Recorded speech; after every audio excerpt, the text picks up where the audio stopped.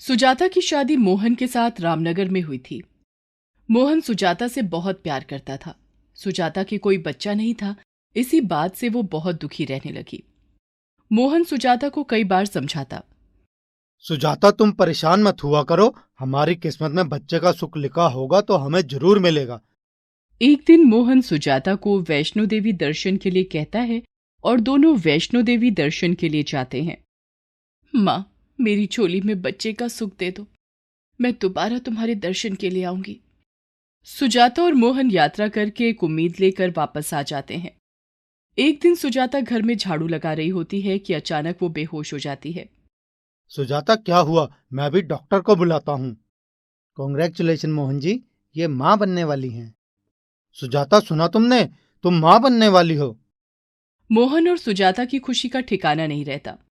अब मोहन सुजाता का ज्यादा ख्याल रखना चाहता था, पर शायद दुख के बादल मोहन और सुजाता की जिंदगी पर मंडराने वाले थे। एक दिन मोहन जिस फैक्ट्री में काम करता था वो बंद हो गई। मोहन को बहुत बड़ा झटका लगा। सुजाता, अब मैं क्या करूं? इतनी जल्दी मुझे नौकरी भी नहीं मिलेगी। मैं तुम्हारे लिए कुछ भी नहीं कर पा रहा हूँ। आप चिंता मत करो। जब तक आपको नौकरी नहीं मिल जाती, मैं भी थोड़े बहुत घरों का चौका बर्तन का काम पकड़ लेती हूँ। मिलकर सारी मुश्किलें हल हो जाएंगी। पर सुजाता, तुम इस हाल में कैसे काम कर पाओगी? आप मेरी चिंता मत करो जी, मुझे कुछ नहीं होगा। सुजाता को पैसों की जरूरत थी और मोहन के पास भी कोई काम जब तक नहीं हो जाता वो उसकी मदद करना चाहती थी। इसीलिए वो घरों में चौका बर्तन का काम करने लगी। सारा दिन घरों में काम करके वो थकी हारी घर लौटती थी। गर्भवती सुजाता को काम करते देख आसपास की महिलाएं भी उसकी तारीफ करती थीं। 9 महीने बाद सुजाता एक बेटे को जन्म देती है। बेटे के जन्म से मानो मोहन और सुजाता के जीवन में बहार आ जाती है। सुजाता और मोहन बच्चे का नाम मोहित रखते हैं। मोहन ने अब सब्जी का ठेला लगाना शुरू कर दिया ताकि वो भी सुजाता की मदद कर पाए। सुनो जी, मैंने जो मन्नत ली थी कि मुन्ना के आने के बाद हम दोबारा यात्रा पर जाएंगे। ठीक है, हम 1-2 दिन में चलते हैं। मोहन और सुजाता बच्चे को लेकर वैष्णो देवी जाते हैं। वापसी में सुजाता मोहन से कहती है, सुनो जी, मैं सोच रही थी माँ बहुत दिनों से याद कर रही हैं, तो उनके पास थोड़े दिन रुक आऊं और ये प्रसाद भी दे दूंगी। ठीक है, मैं तुम्हें तुम्हारी माँ के घर छोड़ देता हूँ। सुजाता अपनी माँ के घर रहने लगती है। एक दिन, माँ, तुम छत पर कब आई? मैं तो आ ही रही थी कपड़े सुखाने। अरे, तू भी तो सारा दिन घर के कामों में लगी रहती है।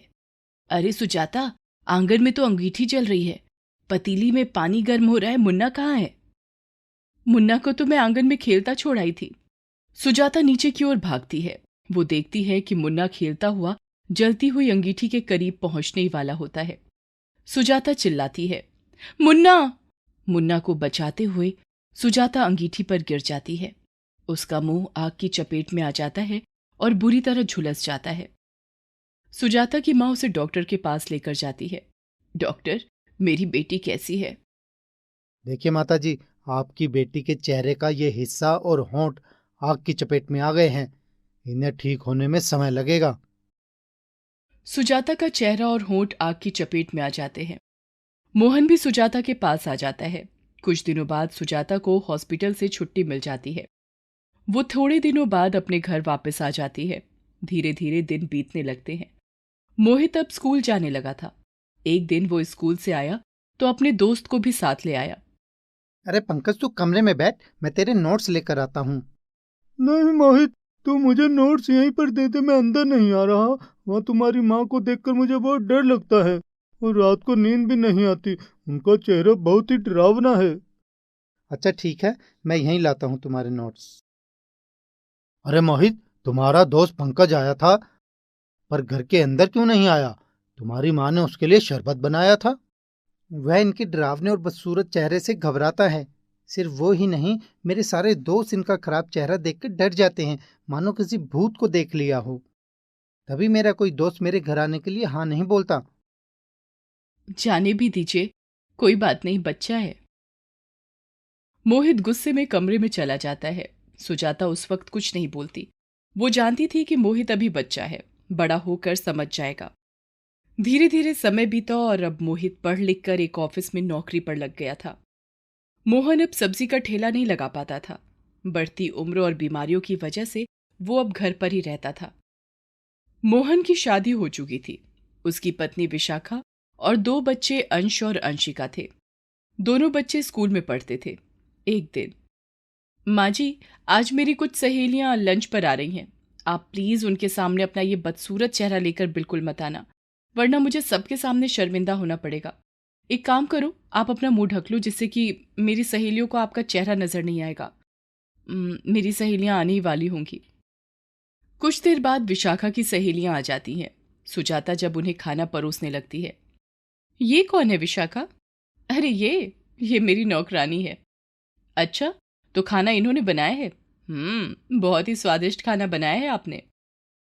अपने आप को विशाखा के मुंह से नौकरानी सुनकर सुजाता घबरा जाती है और उसके हाथ से सब्जी लड़की के कपड़ों पर गिर जाती है। लड़की सुजाता का मुंह देख लेती है और डर जाती है। उसकी चीख निकल जाती है। वो कहती है, कितना बदसूरत चेहरा, मुझे नहीं खाना इनके हाथ का खाना। फ्रेंड्स, आपने इनका चेहरा देखा है? उफ, कितना भयानक है। ये सब सुनकर अंश और अंशिका वहां आ जाते हैं। तो क्या हुआ, हमारी दादी माँ का चेहरा खराब है? पर आप उनकी इस तरह से इंसल्ट मत कीजिए। आपको खाना नहीं खाना तो आप यहाँ से जा सकती हैं। करा दी ना मेरी बेइज्जती मेरी सहेलियों के सामने। आपसे कितनी बार कहा था मैंने कि अपना ये मनहूस चेहरा मेरी सहेलियों के सामने बिल्कुल मत लाना, पर आपने मेरी एक नहीं मानी। मैं अब इस घर में एक पल के लिए भी नहीं रह सकती। और तुम दोनों अपनी दादी माँ की तरफदारी करना बंद करो और अपने कमरे में जाकर पढ़ाई करो, समझे? मोहित के आने के बाद विशाखा तरह तरह की बातें बनाकर सुजाता के खिलाफ उसे भड़काती है। मोहित, अब मैं एक पल भी इस घर में और नहीं रह सकती। अगर तुमने अलग रहने का फैसला नहीं लिया तो मैं तुम्हें छोड़कर अपने मम्मी पापा के घर चली जाऊंगी। आज माँ जी की वजह से बच्चे भी मेरे आगे बोले हैं। मैं माँ जी और पिताजी से बात करता हूँ। पिताजी, अब हम इस घर में नहीं रह सकते। माँ जी के बदसूरत चेहरे की वजह से मेरे और विशाखा के रिश्ते में दरार आ जाए तो क्या फायदा। मोहित बेटा, तुम आज अपनी उस माँ को छोड़कर जाने की बात कह रहे हो जिसने तुम्हें जन्म दिया, 9 महीने पेट में रखा, पाला पोसा, तुम्हारे पैदा होने के लिए मन्नतें मांगी। एक माँ का प्यार, उसकी कोई कीमत नहीं तुम्हारी नजरों में? सुनो जी, आपका बीपी बढ़ जाएगा, आपकी तबीयत खराब हो जाएगी। आप ज्यादा मत बोलो। सुजाता, यह मोहित आज तुम्हें छोड़कर जाने की बात कर रहा है। मुझे दुख है, ये मेरी औलाद है। मोहित और विशाखा जबरदस्ती बच्चों को लेकर दूसरे घर में रहने चले जाते हैं। अंश और अंशिका का वहां मन नहीं लगता। एक दिन जब विशाखा और मोहित दोनों बच्चों के साथ घूमने जाते हैं, अंश सुजाता को देख लेता है और दादी दादी चिल्लाता हुआ सड़क पार करने लगता है। सुजाता उसे देखकर रोकने की कोशिश करती है। अंश, संभल कर बेटा, गाड़ी आ रही है। अंश रुको, मैं आती हूं। इतनी देर में एक गाड़ी सामने आ जाती है। अंश को बचाते हुए सुजाता गाड़ी के नीचे आ जाती है, पर वो अंश को आंच तक नहीं आने देती। मोहित मां को लेकर तुरंत हॉस्पिटल पहुंचता है और मोहन को खबर देता है। विशाखा और बच्चे भी हॉस्पिटल पहुंचते हैं। मम्मी, आप दादी माँ को गलत बोलती थी, हमें भी उनसे दूर कर दिया। वो बहुत अच्छी है माँ। तुम्हारी दादी माँ को कुछ नहीं होगा बच्चों। मिस्टर मोहित, आपकी माताजी आपको अंदर बुला रही हैं। वो आपसे मिलना चाहती हैं। माँ, आप जल्दी ठीक हो जाओगे। मोहित, मेरे बेटे, अब मैं नहीं बचूंगी। तुम तुम मेरे बाद अपने पिता का ख्याल रखना मेरे बच्चे। सुजाता आखिरी सांस लेती है। मोहित रोने लगता है। तभी मोहन भी आ जाता है। मोहित, तेरी माँ अपना फर्ज निभाते निभाते चली गई। तू जानना चाहता है? आज तुझे बताता हूँ इसकी बदसूरती की वजह। बचपन में जब तू चूल्हे की आग से जलने वाला था, तब तुझे बचाते हुए ही इसका मुंह जल गया था, पर इसने कभी भी तुझे यह बात जाहिर नहीं होने दी। सबके ताने सुने, फिर भी चुप रही ये ममता की देवी। पिता की बात सुनकर मोहित रोने लगता है। विशाखा भी ये सब सुनकर रोने लगती है। बच्चे भी दादी माँ करके रोने लगते हैं। पर सुजाता अपना माँ होने का फर्ज निभाती हुई अपने बेटे पर कर्ज छोड़ जाती है, जो वो जीवन भर नहीं चुका सकता था।